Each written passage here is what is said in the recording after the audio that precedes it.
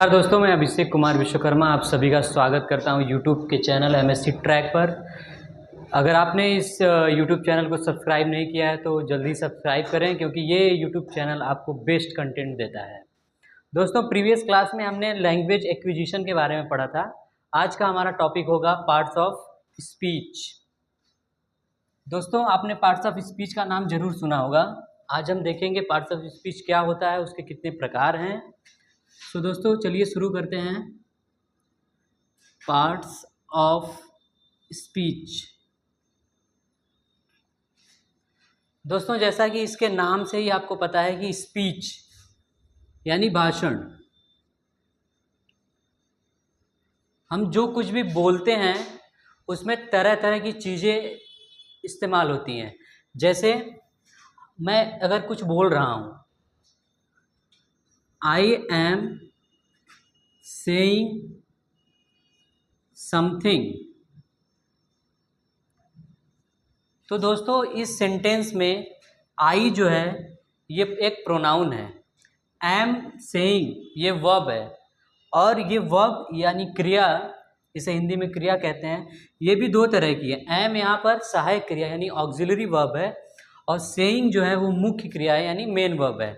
और ये जो पैटर्न है ये subject plus verb plus object का पैटर्न है। तो दोस्तों आपने देखा कि पार्ट्स ऑफ स्पीच, हम कुछ भी बोल रहे हैं उसके अलग अलग पार्ट्स हैं। तो आज हम दोस्तों इसी को पढ़ेंगे। तो इसमें जो पहला पार्ट होता है वो होता है नाउन। तो इसका पहला पार्ट है वो है नाउन, जिसे हिंदी में संज्ञा भी कहते हैं, जिसे हिंदी में संज्ञा कहते हैं। दोस्तों, नाउन का जो डिफिनीशन है वो ये है कि noun is the name of person place और थिंग।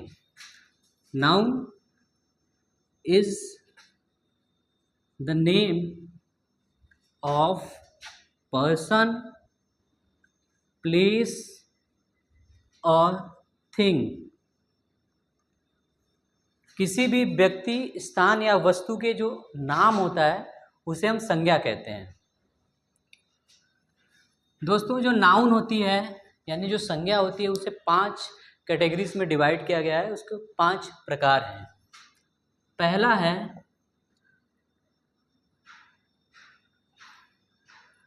Proper noun.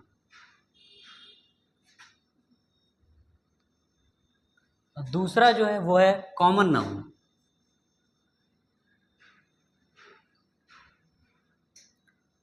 नाउन का जो तीसरा प्रकार है वो है कलेक्टिव नाउन।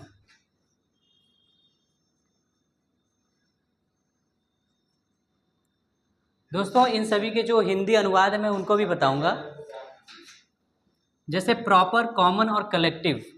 प्रॉपर नाउन को व्यक्तिवाचक संज्ञा कहते हैं, कॉमन नाउन को जातिवाचक संज्ञा कहते हैं, कलेक्टिव नाउन को समूहवाचक संज्ञा कहते हैं। तो ये हुआ व्यक्ति। यहाँ एक की वर्ड है व्यक्ति। कॉमन नाउन जातिवाचक, कलेक्टिव नाउन समूहवाचक। दोस्तों, जो चौथा प्रकार है नाउन का वो है एब्स्ट्रैक्ट नाउन। और जो 5वां प्रकार है वो है मटीरियल नाउन।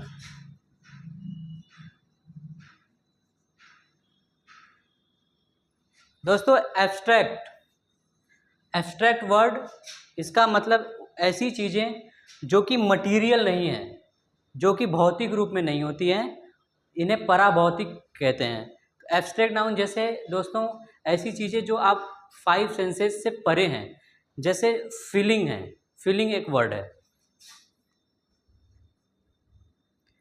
या फिर फेथ है। तो ये ऐसे वर्ड्स हैं, ये ऐसी चीज़ें हैं जो हमारे 5 सेंसेस से परे हैं, इसलिए ये एब्स्ट्रैक्ट नाउन में आती है। और मटेरियल नाउन यानी किसी भी प्रकार का जो मैटर है, यानी आयरन हो गया या फिर चेयर हो गया, कोई भी मैटर है वो मटेरियल नाउन। तो दोस्तों, नाउन जो होता है, मैं एक बार इसको ब्रीफ कर देता हूँ। जो मैंने बताया अभी, नाउन की डिफिनेशन क्या बताई मैंने, noun is the name of person place और थिंग। संज्ञा जो होती है वो नाम होती है किसी व्यक्ति का, स्थान का या फिर किसी वस्तु का। और जो संज्ञा है उसके 5 प्रकार होते हैं। नाउन के 5 प्रकार हैं: proper noun, common noun, collective noun, abstract noun and material noun. आपको इन्हें याद रखने के लिए ये की वर्ड्स हैं, इन्हें याद रखना होगा। प्रॉपर नाउन यानी व्यक्तिवाचक, कॉमन नाउन यानी जातिवाचक, कलेक्टिव नाउन यानी समूहवाचक, एब्स्ट्रैक्ट नाउन यानी जो मटीरियल चीज़ों से परे है, पराभौतिक, और मटीरियल नाउन यानी मैटर यानी वस्तुवाचक या द्रव्यवाचक। दोस्तों अब हम इनके उदाहरण देख लेते हैं, जिससे हमें और भी क्लैरिटी हो जाएगी कि नाउन के जो 5 प्रकार हैं वो किस प्रकार के हैं। जैसे पहला है प्रॉपर नाउन।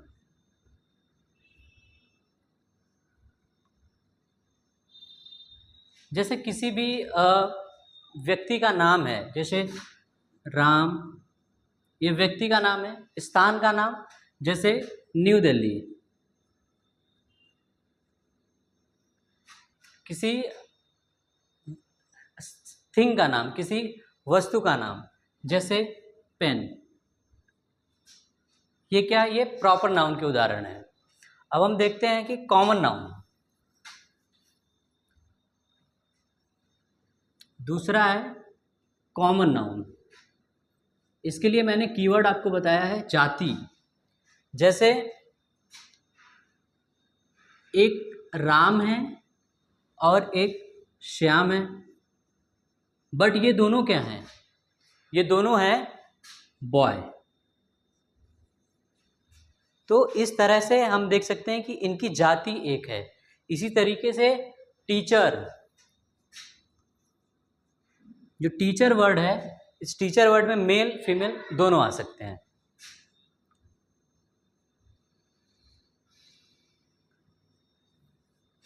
तो दोस्तों ये हुआ कॉमन नाउन। आप यहाँ पे देख सकते हैं जो ये कॉमन वर्ड है, ये कॉमन नाउन है। इसमें जाति वर्ड जो है वो बहुत ही इंपॉर्टेंट है। उसके बाद हम देखते हैं कलेक्टिव नाउन।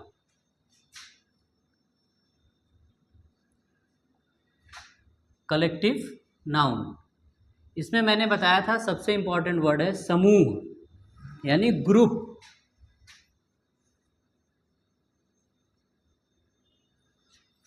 जैसे क्रिकेट के बारे में हम जानते हैं कि क्रिकेट में 11 प्लेयर्स होते हैं और इन 11 प्लेयर्स को एक टीम बोला जाता है। तो ये टीम वर्ड है, ये क्या है, ये समूहवाचक है। अब हम आगे बढ़ते हैं और देखते हैं मटीरियल और एब्स्ट्रैक्ट नाउन को। ये दोनों नाउन ऐसे हैं जो एक साथ समझे जाएं तो बहुत आसान हो जाते हैं। Material and abstract.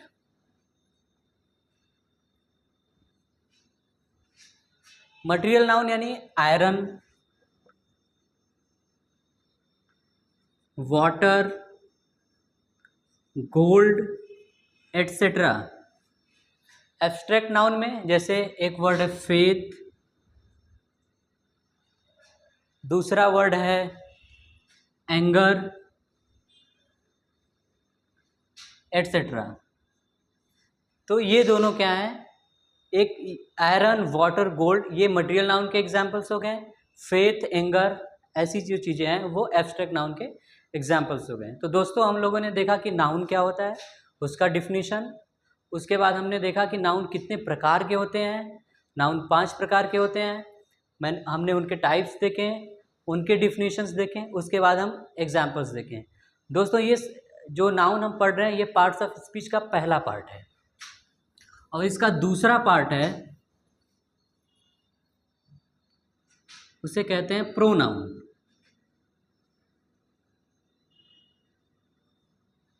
प्रोनाउन को हिंदी में सर्वनाम भी बोला जाता है। दोस्तों यहाँ से जितने भी पार्ट्स ऑफ स्पीच हैं हम उनको बहुत ही शॉर्ट में, बहुत ही ब्रीफ में देखेंगे। बाकी अगले क्लासेस में हम उनको डिटेल में देखेंगे। जैसे प्रोनाउन है, हमने नाउन को देखा है, नाउन का यूज़ कहाँ पे होता है? पहली तो इसकी डिफिनीशन जो है, noun is the name of person, place और थिंग। तो हम देखेंगे कि पर्सन, प्लेस और थिंग का इस्तेमाल कहाँ हो रहा है। जैसे कोई भी सेंटेंस है, कोई भी वाक्य हम लिखते हैं, Ram is going to school. Ram विद्यालय जा रहा है। ये जो राम वर्ड है ये नाउन है। राम वर्ड जो है वो नाउन है, और नाउन में हमने देखा था ये कौन सा नाउन है, ये प्रॉपर नाउन है।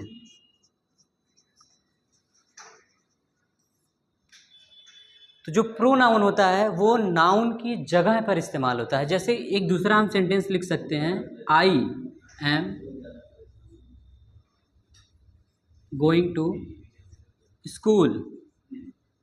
तो दोस्तों राम की जगह पर आई का इस्तेमाल हुआ, तो ये सर्वनाम है। इसी तरीके से सर्वनाम के बहुत सारे कैटेगरीज हैं जो कि हम अगली क्लास में देखेंगे। और तीसरा जो पार्ट है वो बहुत ही इम्पॉर्टेंट है, उसे बोलते हैं वर्ब, यानी क्रिया।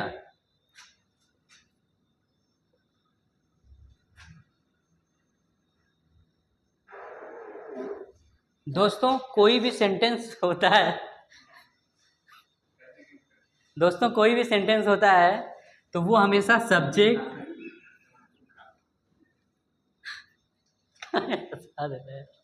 स्टॉप कर, स्टॉप करिए, स्टॉप करिए, फिर मर्ज कर। दोस्तों जो नहीं, इसको बता देते हैं थोड़ा। दोस्तों जो तीसरा पार्ट है वो है वर्ब या क्रिया। दोस्तों कोई भी सेंटेंस होता है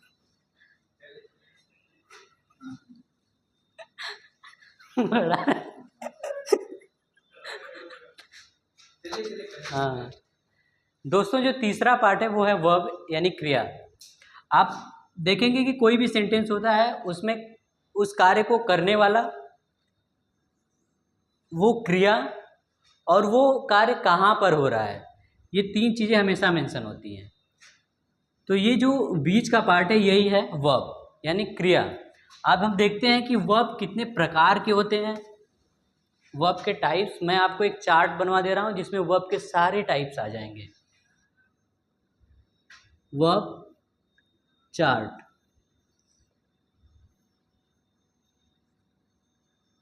दोस्तों जो वर्ब होता है वो दो प्रकार का होता है।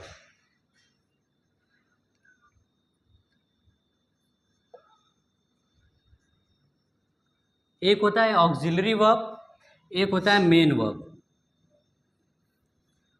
और दोस्तों जो ऑक्सिलरी का मतलब होता है सहायक। मेन वर्ब का मतलब होता है मुख्य। ऑक्सिलरी वर्ब जो होता है वो भी दो प्रकार का होता है। एक होता है जनरल ऑक्सिलरी वर्ब और एक होता है मोडाल वर्ब। दोस्तों अब हम देख लेते हैं कि ऑक्सिलरी वर्ब जो होता है वो दो तरह के होते हैं, ऑक्सिलरी वर्ब और मेन वर्ब। ऑक्सिलरी वर्ब जो होता है वो दो प्रकार का होता है, जनरल ऑक्सिलरी वर्ब और मोडाल वर्ब्स। मोडाल वर्ब्स में can, may, will, shall etcetera ये सब आते हैं। और जो जनरल ऑक्सिलरी वर्ब होता है उसमें is, am, are, was, were, has, have etcetera ये सब जो होते हैं वो जनरल ऑक्सिलरी वर्ब में आते हैं। अब दोस्तों हम मेन वर्ब यानी मुख्य क्रिया को देखते हैं, वो कितने प्रकार की होती है।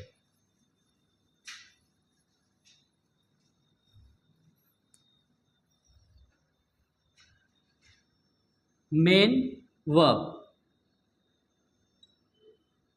मेन वर्ब दोस्तों ये भी दो प्रकार की होती है, फाइनाइट वर्ब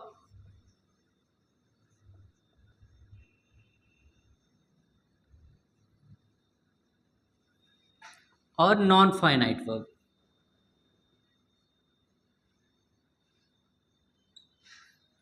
दोस्तों जो नॉन फाइनाइट वर्ब होती है वो तीन तरह की होती है। पहला जेरंड, दूसरा इन्फिनिटिव, और तीसरा जो होता है वो पार्टिसिपल।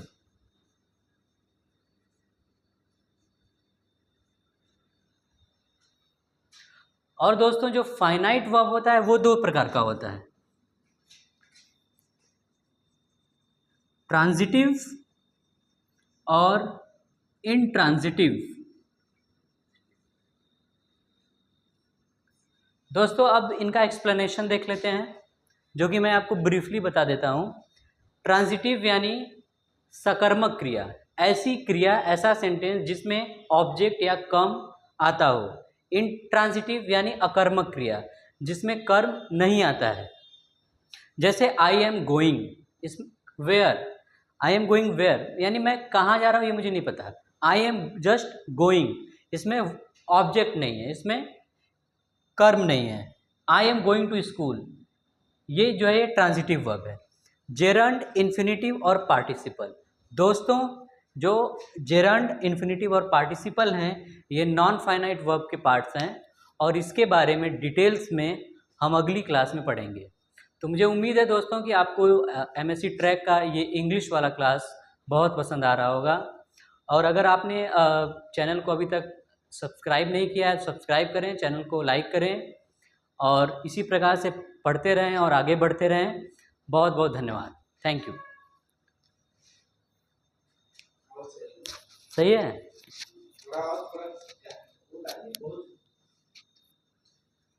प्रोनाउन हो गया, प्रोनाउन राम का ही बताएंगे, राम का ही बताएं ना, सब डिटेल में नहीं बताया ना। तो राम की जगह पर क्या आ जाएगा? जैसे आपने राम लिखा, हाँ, ये ही इज गोइंग, हाँ, मैंने आई बता दिया। राम का ही बताना। पार्ट्स ऑफ स्पीच क्या होता है? पार्ट्स ऑफ स्पीच ये होता है